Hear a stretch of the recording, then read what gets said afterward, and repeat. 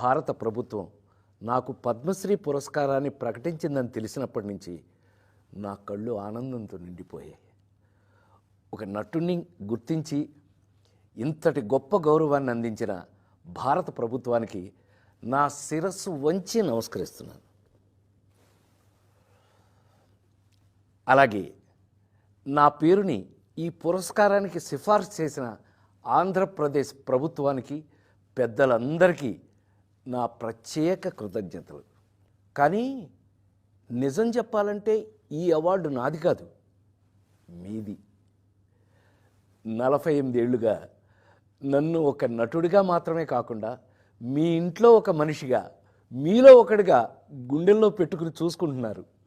నేను నవ్వించినా ఏడిపించినా మా రాజేంద్ర ప్రసాద్ అని మీరు చూపించిన ఆప్యాయత నాకు దక్కిన నిజమైన అదృష్టం. ఆ ప్రేమే ఈరోజు నన్ను ఇక్కడ దాకా నడిపించింది. 2 తెలుగు రాష్ట్రాల ప్రజలు నన్ను సొంత బిడ్డలాగా ఆదరించారు. మీ రుణం ఈ జన్మలో తీర్చుకోలేను.